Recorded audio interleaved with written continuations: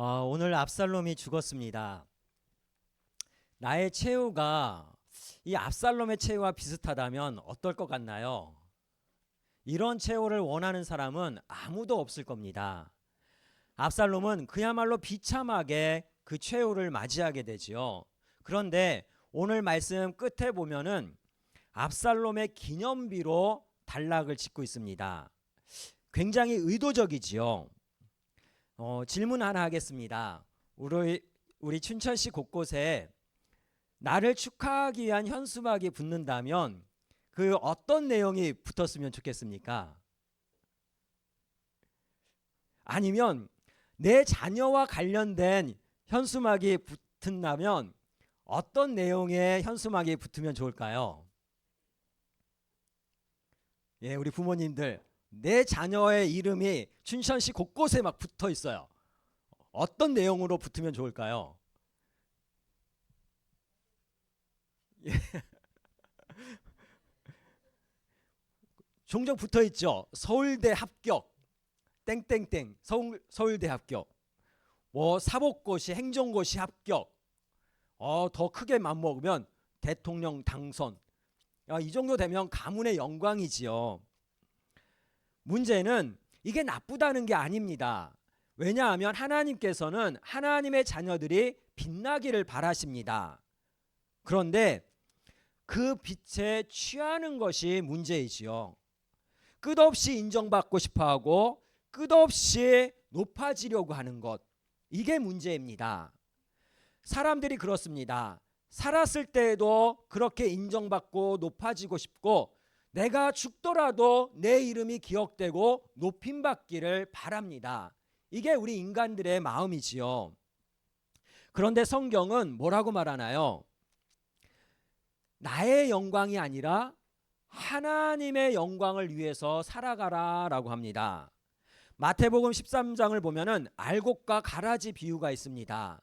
주인이 그 가라지를 추수 때까지 알곡과 함께 자라도록 놔둡니다. 하지만 추수해서 어떻게 하나요? 먼저 그 가라지를 거두어서 불에 던져버립니다. 그리고 알곡을 거두어 곡간에 드리는 것이지요. 자, 문제는 누가 가라지고 누가 알곡일까요? 믿는 자가 알곡이고 믿지 않는 자가 가라지지요. 근데 여기에 더 나아가서 우리가 생각해 봐야 될 것이 있습니다. 하나님께서 나를 왜 택하셨는가? 이건 베드로전서 2장 9절에 잘 나와 있습니다. 그러나 너희는 택한 족속이요 왕 같은 제사장이요 거룩한 나라요 그의 소유된 백성이니 라고 합니다. 왜요? 왜 하나님께서 나를 택하시고 거룩하게 하시고 영화롭게 해주셨나요? 이유가 있습니다. 이는 너희를 어두운 데서 불러내어 그의 기이한 빛에 들어가게 하신 이 바로 하나님의 이름을 더 증거하고 그 하나님의 은혜를 자랑하게 하기 위해서 너희를 택하고 거룩하게 하고 영화롭게 했다라는 겁니다. 즉 알곡은 하나님의 은혜와 사랑을 선포하는 사람들이지요. 하나님의 영광을 즐기면서 자랑하면서 살아가는 사람들이 알곡입니다. 자, 그럼 나는 알곡인가요? 가라지인가요? 가라지가 나오셨습니다. 심각한 문제가 발생했습니다. 다시 묻겠습니다. 나는 나 잘난 맛에 살아가고 있나요? 아니면 하나님을 자랑하는 기쁨으로 살아가고 있나요? 좀 더 심각해지지요. 근데 우리가 그걸 알아야 됩니다. 자기 잘난 맛에 사는 사람은 살면 살수록 살맛이 안 납니다. 급격하게 줄어듭니다. 반면에 하나님을 자랑하는 맛에 살아가는 사람은 살면 살수록 진짜 살맛을 경험하게 됩니다. 왜 그럴까요? 이 세상의 자랑거리는 다 지나가고 썩어지기 마련입니다. 하지만 하나님은 영원하시기 때문에 그렇지요. 오늘 본문으로 와서 사실 압살롬은 앞서 말씀드렸듯이 태어나면서부터 금수저였습니다. 모든 것을 다 가지고 태어난 사람이지요. 사무엘하 14장 25절 보면은 온 이스라엘 가운데 압살롬 같이 아름다움으로 크게 칭찬받는 자가 없으니 그는 발바닥부터 정수리까지 흠이 없는 자이니라. 압살롬은 한 나라의 유력한 왕자였습니다. 게다가 그의 외모는 고상하고 흠잡을 데가 없습니다. 그야말로 백마탄 왕자입니다. 또 압살롬의 머리는 얼마나 비상하고 똑똑한가요? 그뿐만 아니라 압살롬의 성격 또한 진중하면서도 대장부와 같이 결단력 있는 그런 성격을 가졌던 사람입니다. 자, 오늘 본문에 나타나는 압살롬은 다윗과 맞서고 있는데 모든 것이 넘쳐납니다. 먼저 군사의 수도 다윗과 비교할 수가 없지요. 왜냐하면 후세의 계략대로 이스라엘 전역에서 군사들을 다 모아가지고 지금 도망친 아버지 다윗을 공격하고 있기 때문에 그렇습니다. 따라서 숫자가 많기 때문에 군의 사기도 분명 높았을 겁니다. 더 나아가서 압살롬이 가지고 있는 게 있습니다. 뭘까요? 아들을 죽이고 싶지 않는 아버지 다윗을 가지고 있었습니다. 마하나임에서 다윗은 자기와 함께한 백성들의 수를 파악합니다. 그래서 백부장과 천부장을 세워서 군대를 재정비하지요. 그리고 이 군대를 또 크게 세 덩어리로 나눠서 요압과 요압의 동생 아비새와 그리고 가드 사람 이때에게 맡겨서 지휘하도록 합니다.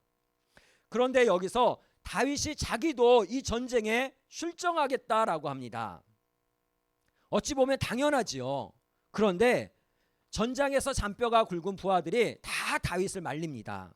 왜인가요? 오늘 3절 말씀 보면은 백성들이 이르되 왕은 나가지 마소서, 우리가 도망할지라도 그들은 우리에게 마음을 쓰지 아니할 터이요, 우리가 절반이라 죽을지라도 우리에게 마음을 쓰지 아니할 터이라. 왕은 우리 10,000명보다 중하시오니 왕은 성읍에 계시다가 우리를 도우심이 좋으니이다. 이들은 압살롬의 군대가 다윗 왕을 집중적으로 공격할 것을 알았습니다. 그래서 왕은 성에 머물라는 것이지요. 다윗도 압니다. 그럼에도 불구하고 다윗은 오늘 뭐라고 합니까? 내가 반드시 나가겠다라고 그리 말하고 있습니다. 왜인가요? 아들 압살롬 살리고 싶어서. 하지만 부하들의 강력한 만류에 성에 머물게 됩니다. 그 대신 성문에서 전장에 나아가는 그 군대를 사열합니다.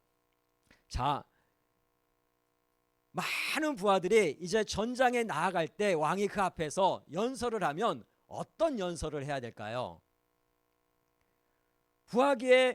부하들의 사기를 붙잡아주고 목숨 걸고 싸울 수 있도록 그런 연설을 해야 되지요. 그런데 오늘 다윗은 무슨 연설을 하나요? 5절 말씀을 보면은 왕이 요압과 아비새와 이때에게 명령하여 이르되 나를 위하여 젊은 압살롬을 너그러이 대우하라니. 왕이 압살롬을 위하여 모든 군 지휘관에게 명령할 때 백성들이 다 들으니라. 왕이 모든 군대, 모든 백성들 앞에서 뭐라고 말하나요? 나를 봐서라도 저 젊은 철없는 압살롬을 좀 너그럽게 대해주라는 겁니다.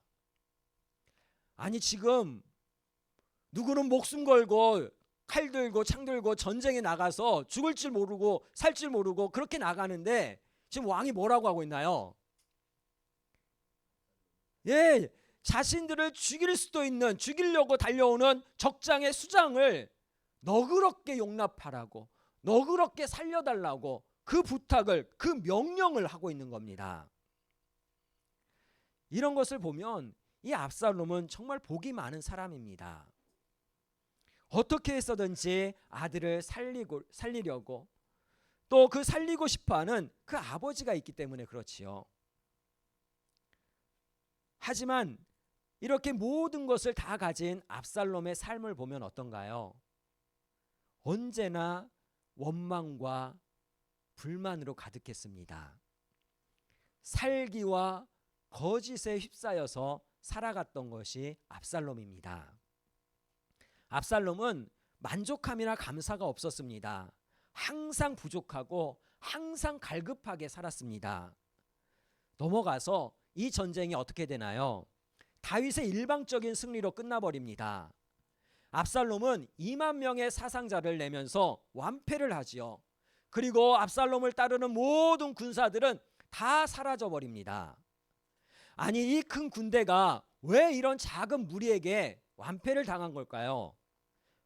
8절 말씀 보면 그 땅에서 사면으로 퍼져 싸웠으므로 그날의 수풀에서 죽은 자가 칼에 죽은 자보다 많더라라고 합니다. 이건 실질적인 이제 고대의 전투에 대해서 얘기하는 겁니다. 원래 예전의 전투는 전열 싸움입니다.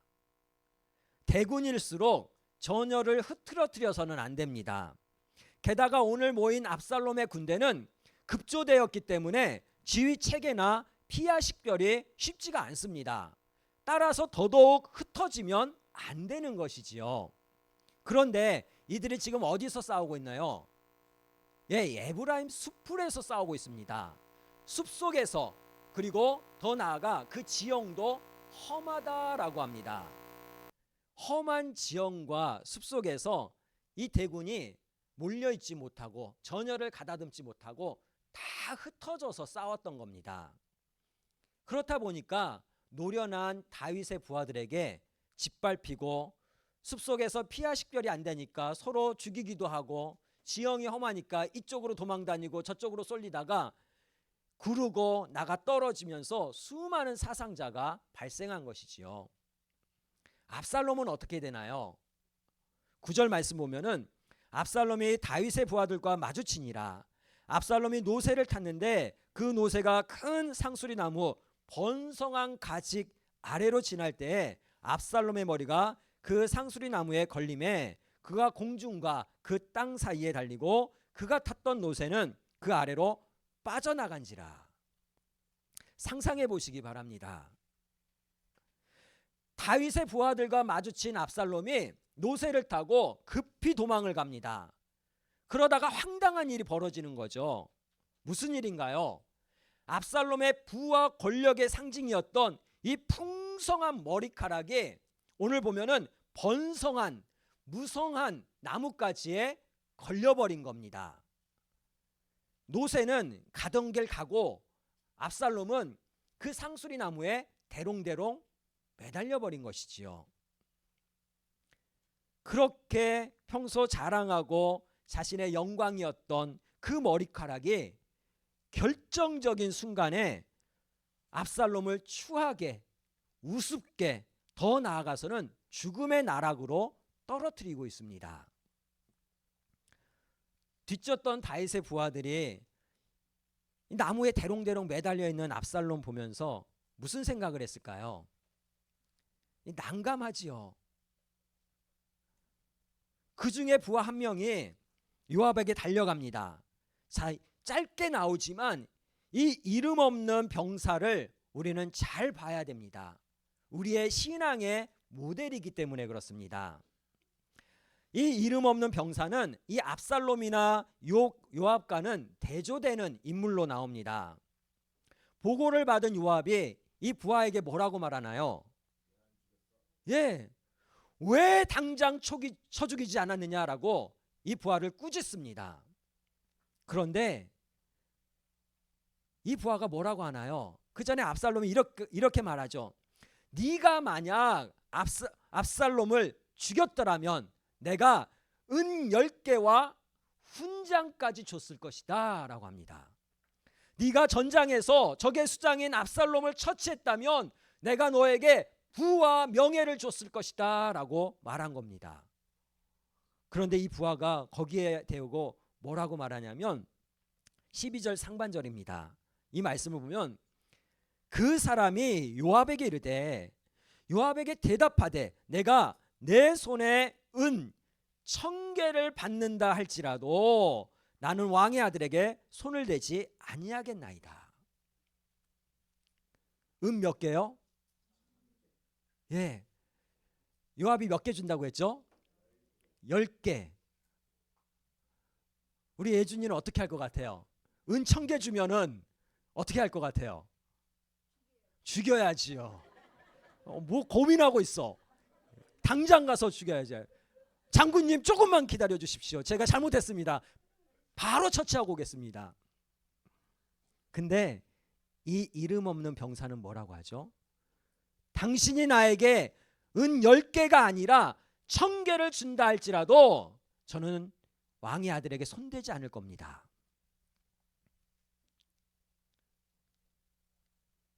이 이름 없는 병사가 굉장히 영적인 사람입니다.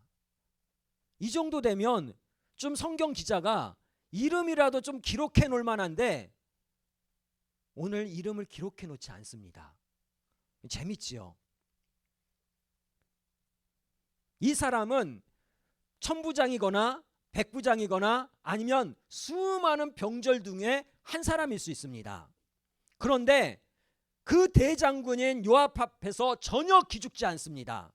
당당하게 말합니다. 왜인가요? 이 사람은 눈에 보이는 돈과 명예로 살아가지 않았기 때문에 그렇습니다. 이 사람은 하나님과 사람 앞에서 자신의 양심을 지키며 살아갔던 사람입니다. 그렇다 보니 어떤 효과가 나죠? 다윗 뒤에 있는 하나님 은혜 안에 머물게 됩니다. 그리고 요압 뒤에 있는 사탄의 올무를 피해가게 됩니다. 요압이 굉장히 간사한 겁니다. 오늘 이 사람의 압살롬을 죽이지 않은 이유를 말하는데 첫째는 다윗 왕이 요압 당신과 아비새와 이때에게 그리고 모든 군 지휘관에게 누구든지 철없는 압살롬을 죽이지 말라라고 명령하지 않았습니까? 그 누구도 왕이나 하나님을 속일 수 없습니다. 이런 믿음이 있었던 거죠.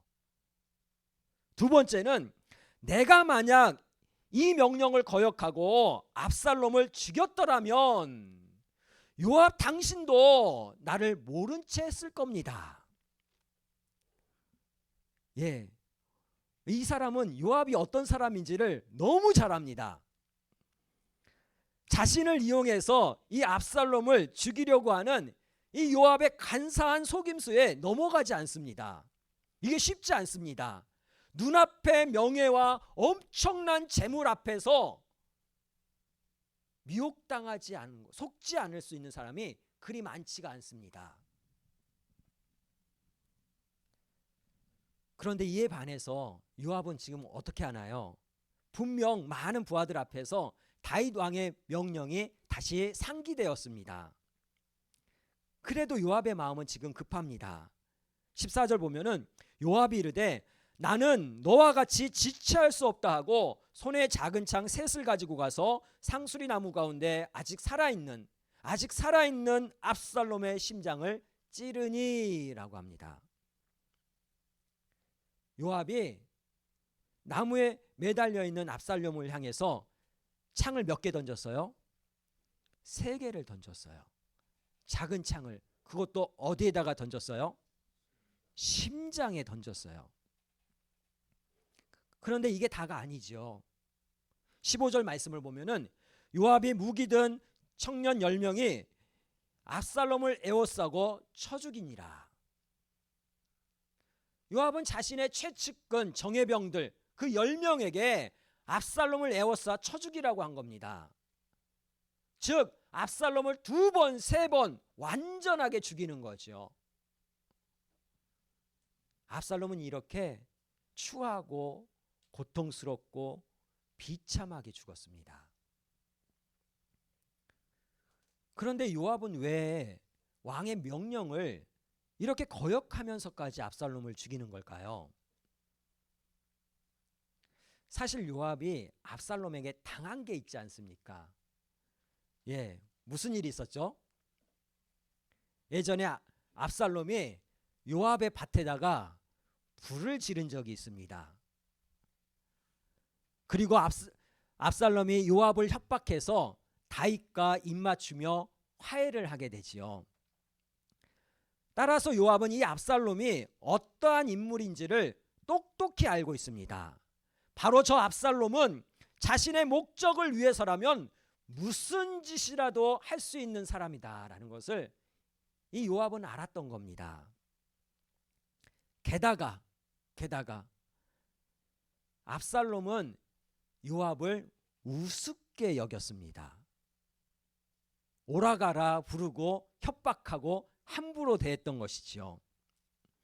자신을 우습게 여기고 함부로 대하는 사람이 다음의 왕이 되면 어떻게 되나요? 곤란하지요. 따라서 요압은 처음부터 이 압살롬을 죽이기로 마음 먹었던 겁니다.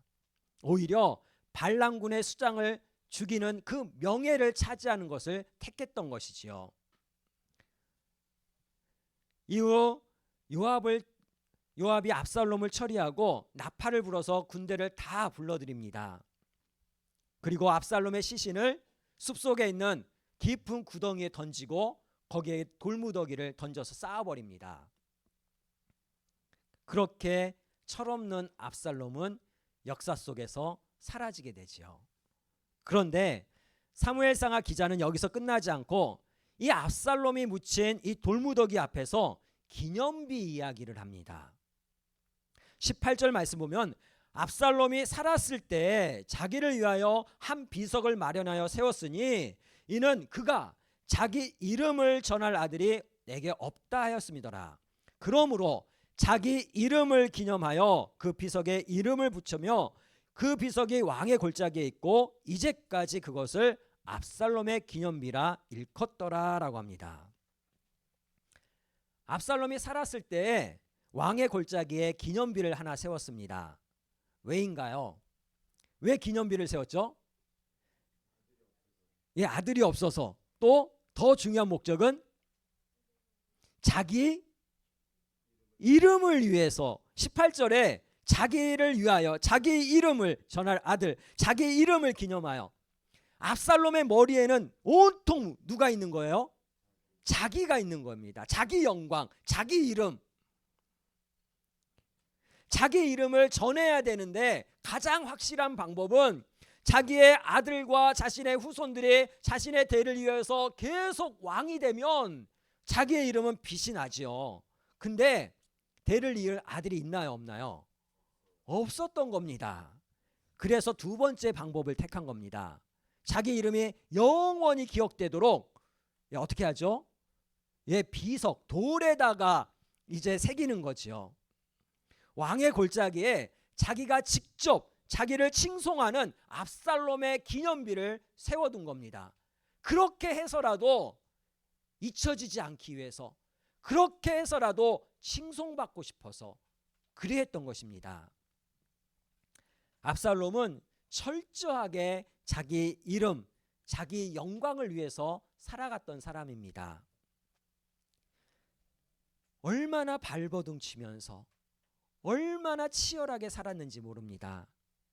형도 죽이고 억울한 사람들의 친구인 척 연기도 하고 멀쩡한 사람들을 속이고 또한 백주대낮에 아버지의 부인들과 동침을 하고 아버지를 향해 칼을 들이대기까지 했습니다.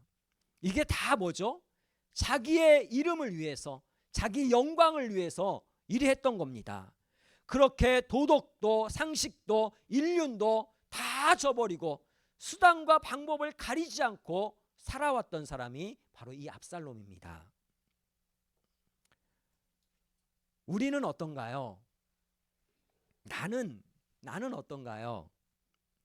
나의 마음 속에, 나의 삶 속에 하나님의 영광이 있나요? 우리는 누구나 부와 권력과 화려함으로 빛나기를 바랍니다.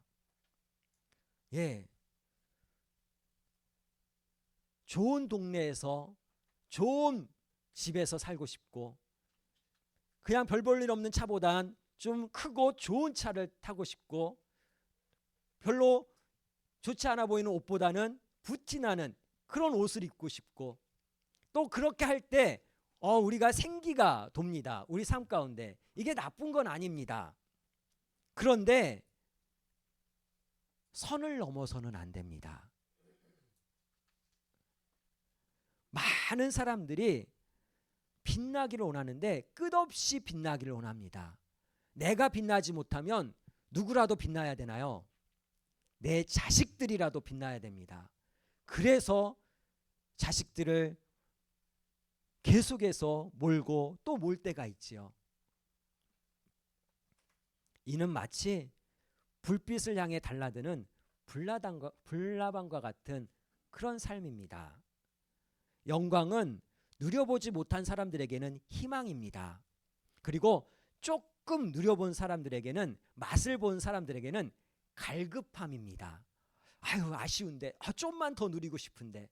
그리고 그 영광을 많이 누려본 사람에게는 올무가 됩니다. 절대로 이 영광을 빼앗기려고 하지 않습니다.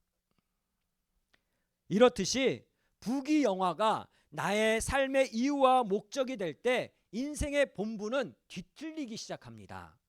즉 사탄을 따라 멸망의 길을 가는 것이지요. 에스겔 28장에 보면은 두로 왕이 심판받는 이유가 나옵니다. 두로가 이스라엘 위에 있는 나라지요. 근데 원래 그게 그 땅이 두로가 아니라 좀 떨어져 있는 섬이었습니다. 섬. 근데 알렉산더가 그걸 이어버린 것이죠. 정복하기 위해서. 이 조그만한 섬 두로가 도시국가, 섬국가였는데 이 두로 왕이 자신의 지혜와 무역업으로 엄청난 부를 쌓은 겁니다. 성경은 이런 두로 왕의 부귀영화를 온갖 보석과 황금으로 치장하고 하나님의 거룩한 산, 불들의 돌 사이를 오고 가는 천사로 비유할 정도입니다. 얼마나 부와 영광을 누렸기에. 그런데 그걸 누리고 있던 두로 왕이 착각을 합니다. 에스겔 28장 2절 후반절 보면 하나님께서 두로 왕을 책망하는 내용이 나오는데 이렇게 책망합니다. 너의 마음이 교만하여 말하기를 나는 신이라 내가 하나님의 자리 곧 바다 가운데 앉아있도다 라고 합니다. 즉 스스로가 신이라고 말하는 겁니다.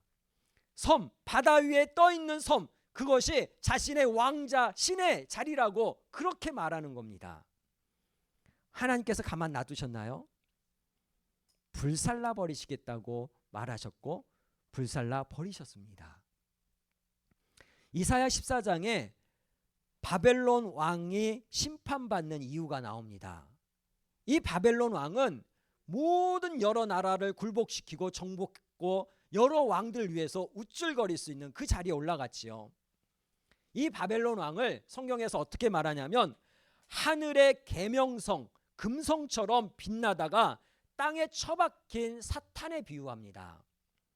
왜냐하면 승리의 영광에 취해서 이 바벨론 왕이 엄청난 착각을 하게 되는 겁니다. 내가 하나님보다, 신보다 더 위에 올라갈 수 있어 라는 착각까지 하게 되는 겁니다.